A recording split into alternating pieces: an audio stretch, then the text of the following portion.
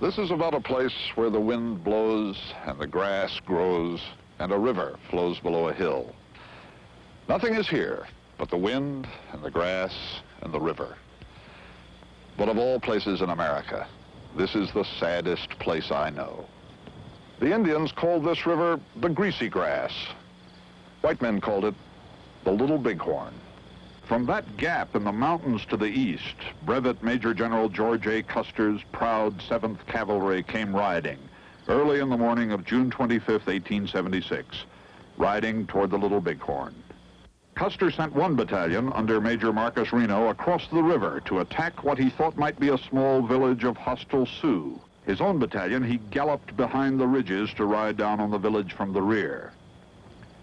When at last Custer brought his 231 troops to the top of a hill and looked down toward the river, what he saw was an encampment of 15,000 Indians stretching for 2.5 miles, the largest assembly of Indians the plains had ever known, and 1,000 mounted warriors coming straight for him.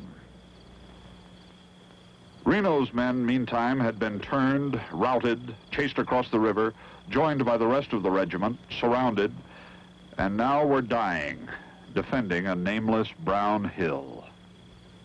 In a low, protected swale in the middle of their narrowing circle, the one surviving doctor improvised a field hospital and did what he could for the wounded. The grass covers the place now and grows in the shallow rifle trenches above, which were dug that day by knives and tin cups and fingernails. Two friends in H Company, Private Charles Windolf and Private Julian Jones, fought up here side by side all that day and stayed awake all that night talking, both of them scared. Charles Windolf said, "The next morning when the firing commenced, I said to Julian, we better get our coats off." He didn't move. I looked at him. He was shot through the heart. Charles Windolf won the Congressional Medal of Honor up here, survived, lived to be 98. He didn't die until 1950. And never a day passed in all those years that he didn't think of Julian Jones. And Custer's men, 4 miles away, there are stones in the grass that tell the story of Custer's men. The stones all say the same thing. U.S. soldier, 7th Cavalry, fell here, June 25th, 1876.